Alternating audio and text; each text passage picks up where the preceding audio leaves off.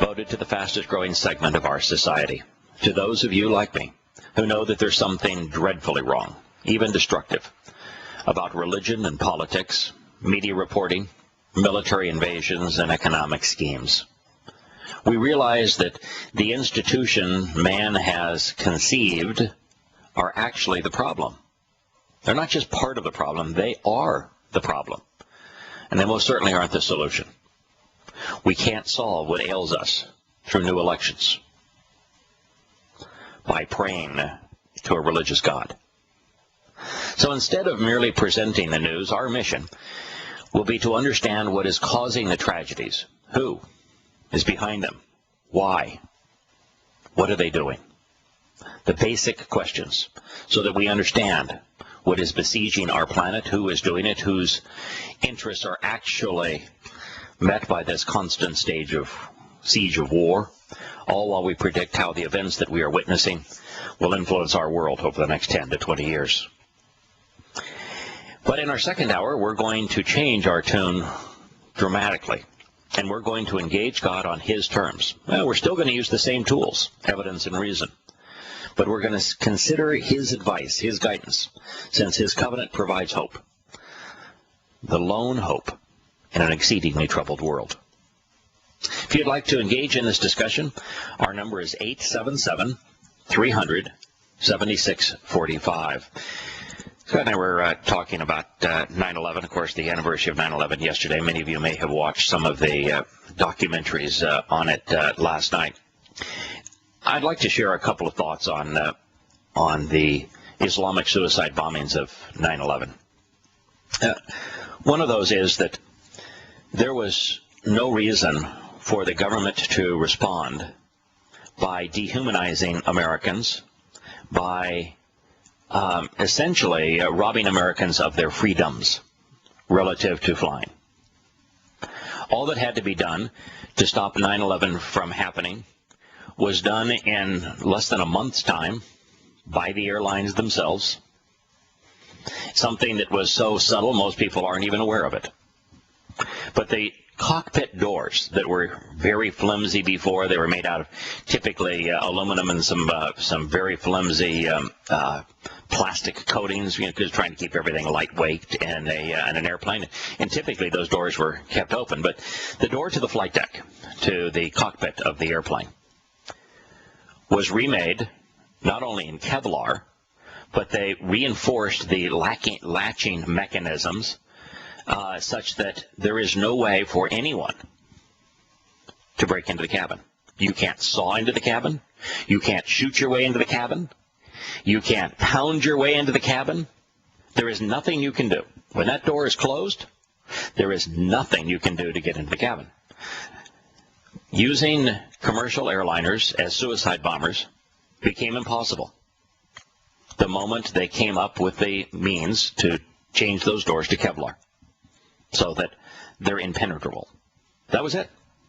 You don't need to take an extra 2 hours out of the lives of ordinary Americans to dehumanize them through invasive searches. You don't have to breach your own constitution to do so. That was it. Now all a deranged Muslim can do is to bomb the airplane while they're flying in it.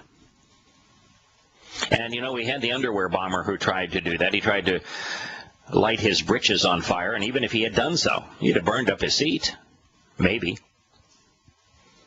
He might have injured a person in front of him and behind him and to the side of him. Maybe.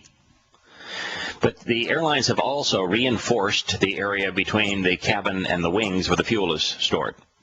So the Bonjinka bombing plot that was conceived by Ramzi Youssef, just like 9/11 was conceived by Ramzi Youssef, he's a guest of the U.S. government. I think it's in that Supermax prison in Colorado, about 250 feet underground.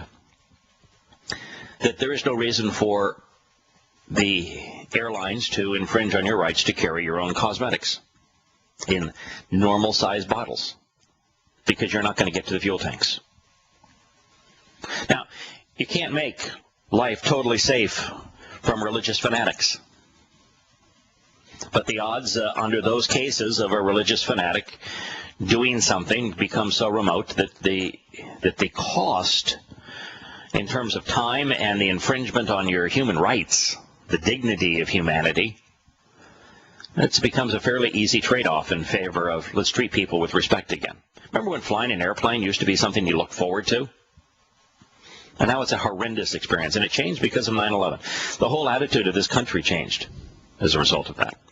I remember wanting to go fly. I remember not worrying about flying at all. I remember not even, you would wear nice clothes. You'd want to dress up to go fly. That's right. And you were treated nicely. I mean, the whole experience was designed. You were greeted at the curb with a smile. You checked in. The lines were short. You could get to the flight 30 minutes early. Everybody along the way was pleasant. They thanked you for choosing their airline, and they gave you food, and they gave you drink, and the whole experience. The captain would come out and talk to you. I mean, look what's happened. Yeah. Well, they used to give you peanuts and stuff like that too. But yeah, now when I go, I wear flip-flops and just the most basic stuff I can make because I don't want to give them reason to search me too extensively. Yeah, it's a world that has changed, and it's changed without us coming to grips with what the actual problem was. And if you never get to the root of the problem, if you stop at Al-Qaeda did this, when Al-Qaeda did not conceive the plot, they didn't staff the plot. Al-Qaeda had nothing to do with the Al-Quds Mosque in Hamburg, Germany, which was the main resource for funneling jihadists into America. They didn't come up with the 9/11 plot. That plot was conceived entirely by Ramzi Youssef in the Philippines, the same fellow that taught the Oklahoma bombers how to make a fuel oil bomb. The same fellow that came up with the Bonjica plan, which was to mix chemicals to potentially blow up the fuel tanks mid-flight. Same guy. He wasn't a member of Al-Qaeda. In fact, his associations in the Philippines was with Abu Shayyaf. So here we go to Al-Qaeda, and we blame them without evidence, by the way. There's a reason that we never tried Osama bin Laden. There's a reason that he was not to be brought back alive to stand justice for his crime, but instead was killed, is because there was no such evidence. They knew of it. They were happy about it. They didn't conceive the plan. They didn't staff the plan. They didn't even fund the plan. And so when you stop right there and you say, okay, we're going to go get them so we can go invade Afghanistan, making a bad situation worse there, and we don't bother to tell the American people. America, the guy that conceived this plan is already in jail. We put him in jail because we convicted him of the first World Trade Center bombing. He's already in jail. There's no one else to go after here unless you want to deal with the religion that motivated it. But instead, no. Old Georgie Bush, he wanted to be a wartime president, so he had America invade Afghanistan. Became a new case of Vietnam. Now, America also didn't want to tell you that the Taliban and Al-Qaeda that we were fighting in Afghanistan, the new enemy, that new enemy was America's enemy, that we conceived that enemy. We played the tape of that, of Zbigniew Brzezinski talking to them. We've talked about it so many times, how Zbigniew Brzezinski is the National Security Council for Jimmy Carter, thought that it'd be a great scheme to give the Russians a taste of what they gave us in Vietnam, knowing that we fought a proxy war in Vietnam, which is stupid, but that we fight a proxy war in Afghanistan. We'll empower the Mujahideen, the Taliban and Al-Qaeda. We'll give them the weapons. Well, they turned against us. That's what typically happens when you fight proxy wars. So didn't even bother to tell the American people that. Let's just go off and do this. And Americans had this tendency at the time to trust their political leaders. Bad mistake. And then at the very time the America was invading Afghanistan, even before we invaded, Wesley Clark has now demonstrated to us that this government decided that they would also invade Iraq. One of the great tragic, most suicidal mistakes in American history. Because by invading Iraq, we gave Iraq to Iran.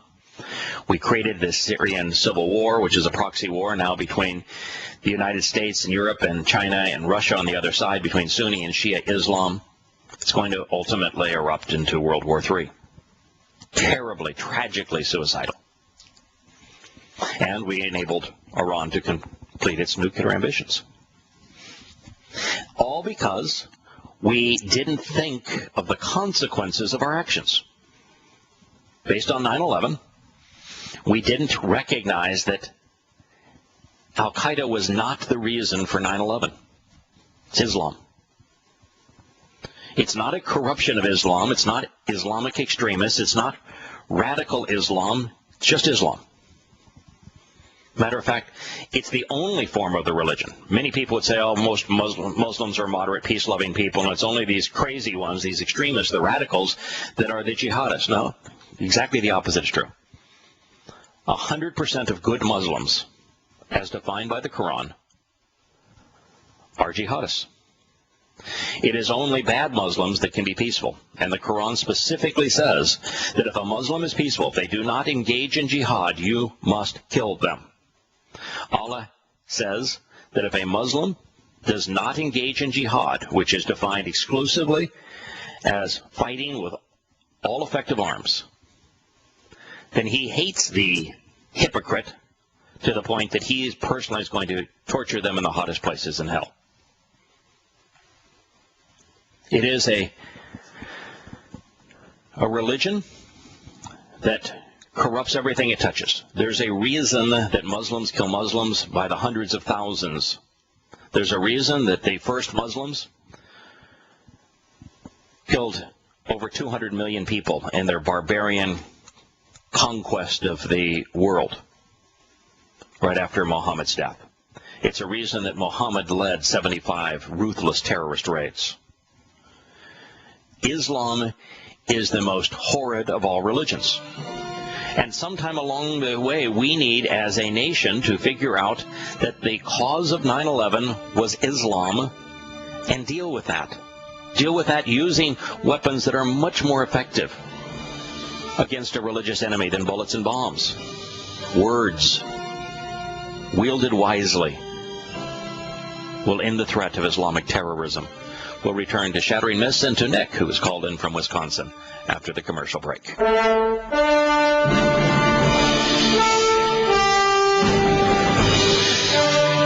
Welcome back to Shattering Myths. We have Nick on the line, who has a question, I understand, about the Million Muslim March in Washington. Good alliteration. Million Muslim March has a good ring to it. Unfortunately, I think they only had about 50,000 people. Not good with the mathematics. Hi, Nick. Welcome back to the program. Good morning. So I don't see it anywhere in the media or in the news. No one else talking about that. I only, came across on the Facebook something like that, and something, and I heard that bikers took over. That instead of a million Muslims, 800,000 bikers showed up, and they were like romping, or they somehow canceled the Muslim march. And from what I read, everyone is like praising those bikers. I don't think there's ever. No, I don't think. I heard about the Million Muslim March, and it fizzled. And there were far less than 50,000 Muslims that showed up. And there have never been 800,000 bikers in Washington at a time. When bikers come together, gather in large numbers, they usually do it around Glacier National Park up there in the... I think it's in Montana that they do it. That's pretty disinformation, not the case. But it is this notion that is promoted in the media that that the average Muslim is a really good fellow. They're contributing citizens. They treat the women in their lives wonderfully, and that they're good fathers and good providers, and just like the rest of us, trying to worship their God in the way that they have been taught. It's meat, right? Yeah, it's absolute and complete, utter nonsense. The only way that you can be a decent human being and be a Muslim is for you to be a really bad Muslim. And if you were to, and there's this tendency amongst people to evaluate, and this was really rampant right after 9/11 occurred, and I was one of 2 or 3 people who had studied Islam and who could speak with a degree of authenticity about the nature of the Islamic Quran and Hadith, and about the life of Muhammad, and the fact that Islam was a terrorist manifesto, and I could prove that. And so many people would say, but I know a Muslim, he lives down the street, and he seems like a normal person, so I don't believe you. And it's just astonishing how we have been conditioned to forego evidence and reason when the conclusions are undeniable, and instead prefer to cling to an impression that we have of someone.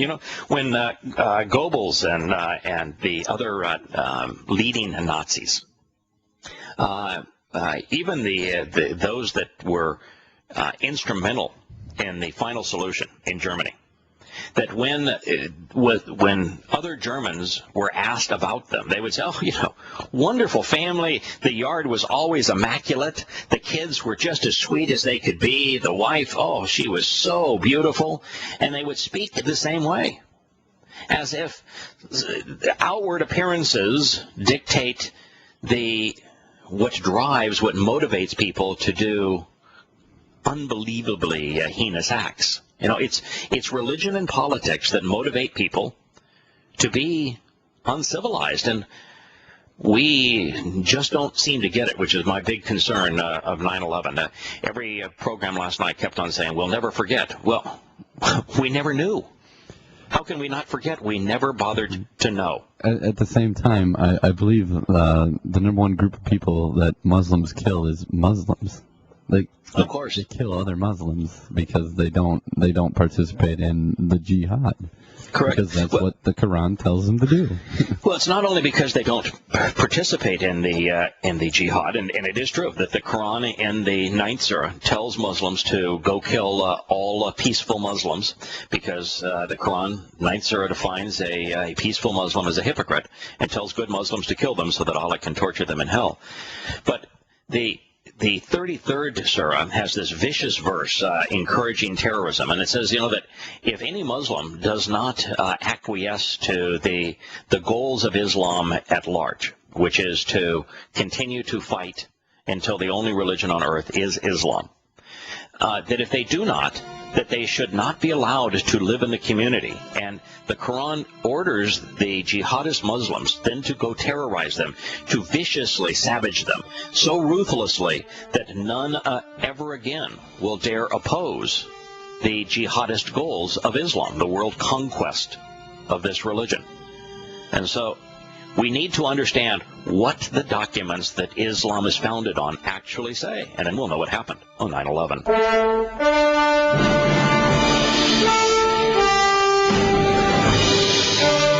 Good morning. Welcome back to Shattering Myths. We have Nick on the line. We're talking about what happened on 9/11, because America's constantly repeating this idea that we'll never forget, and we constantly wrap ourselves in the flag, and we talk about how wonderful it is to be Americans.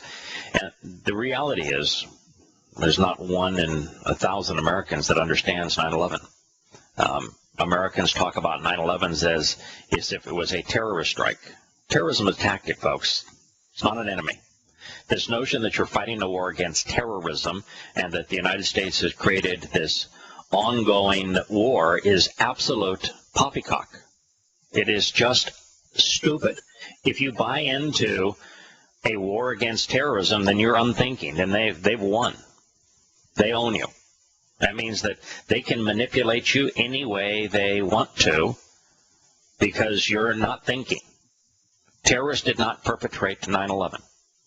Now, if you're one of those 5%ers, and we had a call at the end of the first hour yesterday about somebody that was convinced that the government aided and abetted 9/11 occurring, shame on you. I mean, it used to be that the conspiracy theorists had no airplanes flying into the Pentagon, and they had the government to put thermite on the beams in the Twin Towers. And it's just preposterous stuff. And finally, when those theories had been absolutely disintegrated in terms of being refuted, and just think of how impossible it would have been for the government to say, oh yeah, someday, we've read the 9/11 plans from Ranzi Youssef, and rather than trying to thwart them, what we're going to do is we're going to aid and abet them, and we're going to put thermite on the beams and the offices on the upper floors in the World Trade Center, and we'll never be detected. They'll never know that we're doing it. They'll never find any investigation that we've done it, and this will be the perfect plan. That just flying planes at the buildings is not enough for us to be able to cause a perpetual state of war. Let's aid them, and that all the people that were engaged in it will be able to keep this secret. No problem at all. Well, they gave up on that after a while, and now it was a satellite building. The World Trade Center complex had some smaller buildings that were associated with it, and one of the smaller buildings, and when the second tower fell, the enormous energy that was released by this 1,000-foot building collapsing upon itself with all of that external steel frame and all of the concrete and all of the weight of all of the floors and everything else, it just literally blew out the building that was next to it. And so there are now theories that focus strictly on that building. Not that we're willing to admit, okay, so Muslims flew planes into the two big towers. But there was a satellite building that the government had all prepped so it could fall too. And just think about that. I mean, okay, the two towers falling is not enough. What we're going to do is, okay, we'll let the Muslims fly planes into those buildings, but we'll take down a tower on our own just for good measure.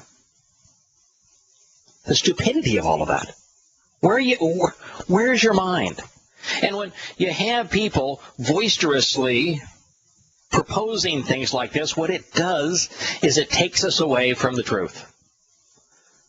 The truth is that Islam is a barbaric religion. It was conceived by the most repulsive man who ever lived, Muhammad. By his own admission, by his own diary, by his own biography, I should say, by the history of Islam, by the testimony that's in the Quran and the Hadith. He was a rapist. He was incestuous. He was a pedophile. He was a terrorist, having led and inspired 75 terrorist raids in the first 10 years of the Islamic era. He was a mass murderer. He was sadistic. He was an acknowledged liar.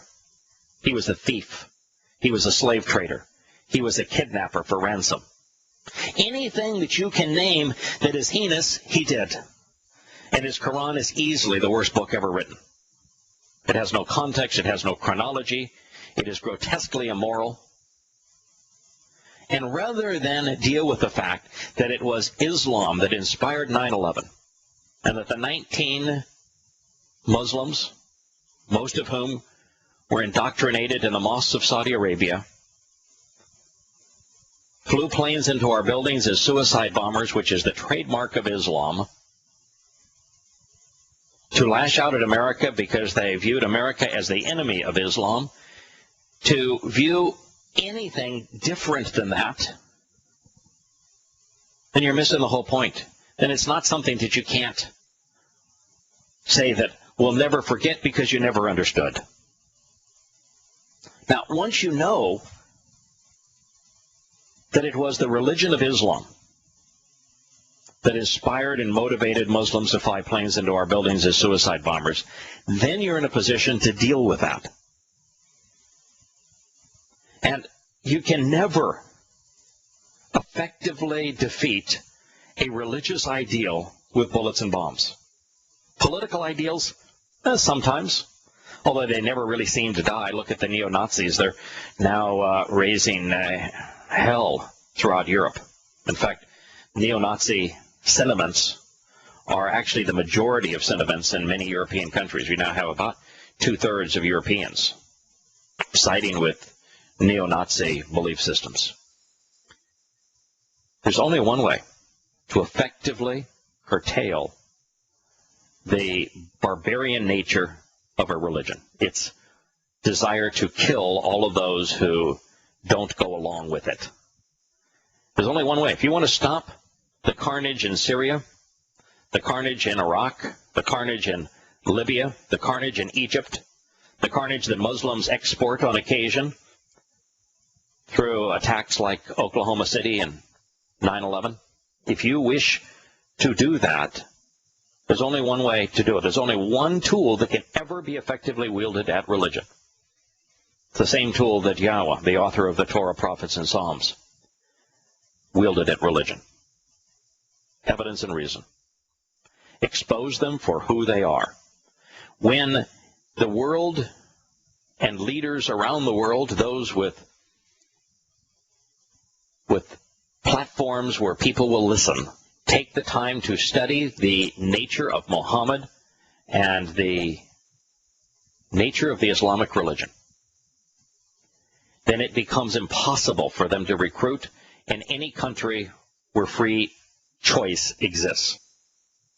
And then the only issue is the countries that are personal estates, the countries like Saudi Arabia that are dictatorships.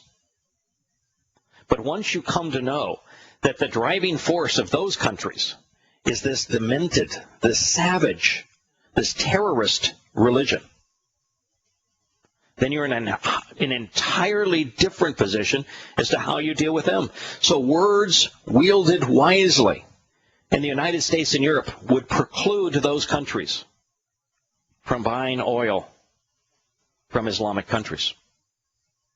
It would cause them, rather than waging war against those Islamic countries and squandering, as the United States did, $4 to $6 trillion, to use a fraction of that money to develop those nations' own energy reserves, while using another fraction of that money to develop alternatives to existing energy sources. And then you're in a position you don't need their oil. If you don't have their oil, if you don't buy their oil, they cease to exist, because there has never been a vibrant economy in an Islamic country. Because Islam squelches the kind of fervor that is necessary to build an economy worth living in. You know, Muslims became terrorists. They became jihadists during Muhammad's life and after his life, because all they could do, all they knew how to do, was to be pirates. That's what drove their economy, was savaging others and stealing from them. It was the same economy that drove Genghis and Kublai Khan, thriving as parasites off the lifeblood of others. So if we simply recognize that the problem is Islam, denounce the religion, using its own scriptures, do what is written in Prophet of Doom. Prophet of Doom is based solely on the 5 earliest Islamic sources. It exposes those sources for what they actually say. It takes the Quran, puts it into the context of Muhammad's life, rearranges it chronologically based upon the 2 historical chronological hadith collections. That's all you have to do. Get people to read it. Read it yourself. Share it with others. And then 2 things change. It becomes impossible for Muslims to recruit more Muslims or to even motivate Muslims in free countries. And in the Islamic fiefdoms, once the West stops buying their oil, because you recognize you can't fuel this monster, then Islam loses its ability to export its terror. It's really that simple. It's always been that simple. Had we responded appropriately to 9/11, but now, 12 years ago, there would be no Islamic terrorism today. It would be over. None. That's all we needed to do. But what did we do instead? We declared war against a tactic. And we have been fighting an unending war ever since that time. So let me share with you again what Thomas Jefferson wrote about this, because he was right. And Americans don't get it. Now, I read this yesterday. The statement that Jefferson made was written in what he called his answers to Jean-Baptiste de Manet. Now, this gentleman that he was responding to was not your average schlub. No. For those who are interested, Google the name, Jean-Baptiste de Manet. Now, it's a French name, so it's not written as it is pronounced. The E is silent, the S is silent, and the R is silent. It's Meusnier. He was one of the most famous of all French generals. In fact, he is so famous as a general in France that his name is one of those written on the Arc de Triomphe. So, Jefferson answering questions written to him by this man who was also one of the greatest mathematicians of any age. He was also an engineer and a great inventor. Jefferson, not on his own, but also in conjunction with Madison, the primary architect of the United States Constitution, and of course the writer of the Declaration of Independence, they wrote answers to this man, and we'll consider them in a moment.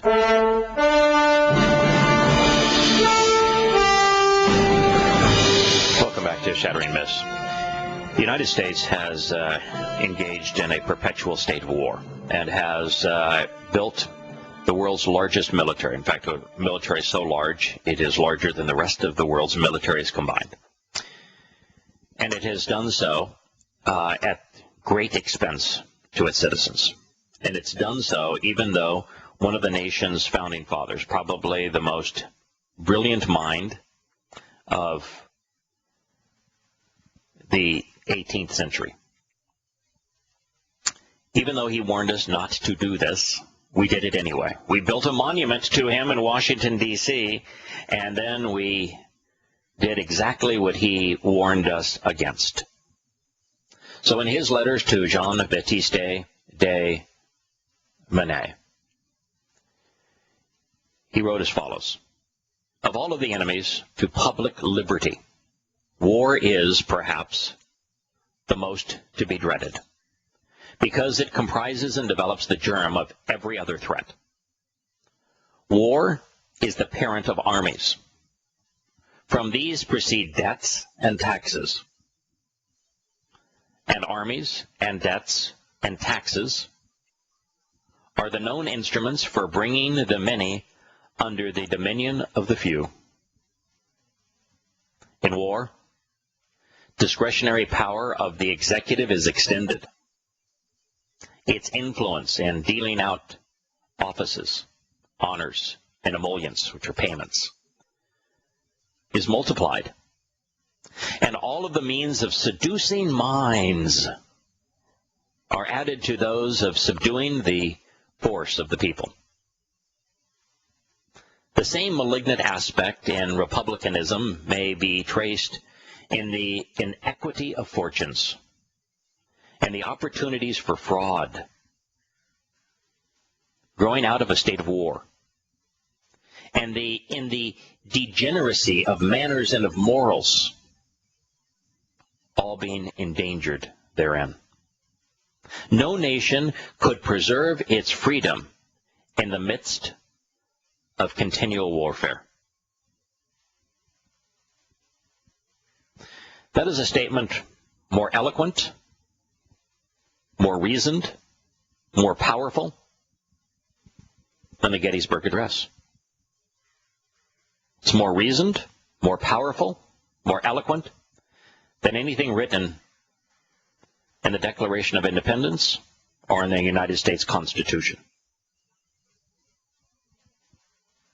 I have long stated that America would be better off without its military. That if America had no military at all and simply honored the provisions of the Second Amendment, then it would be impossible for any country to invade and occupy the country.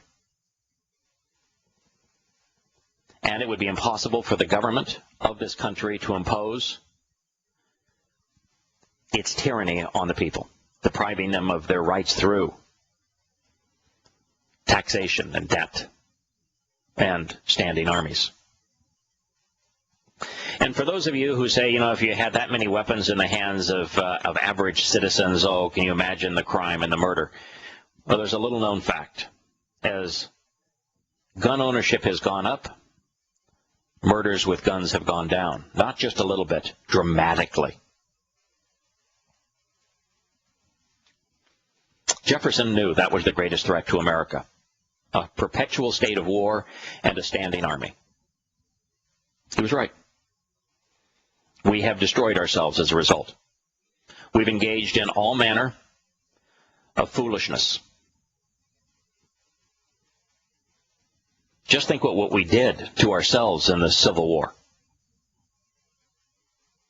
Just think what we did to ourselves on behalf of a banker in World War I. Just think of how we responded to Pearl Harbor, where 3,000 servicemen were killed because, we had a standing military, and we sacrificed 350,000 more Americans to avenge the death of 3,000. Just think of that.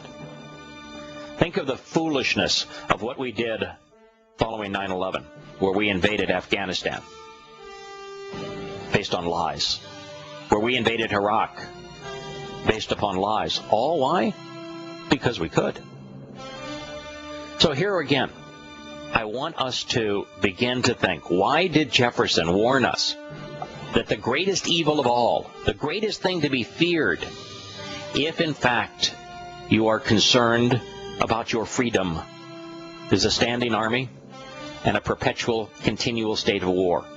Because it gives the government the ability to confiscate your earnings. It gives the government the platform to seduce you with propaganda. It gives the government the ability to go into debt to destroy the nation's future. Don't allow them to do it. Stand up against it.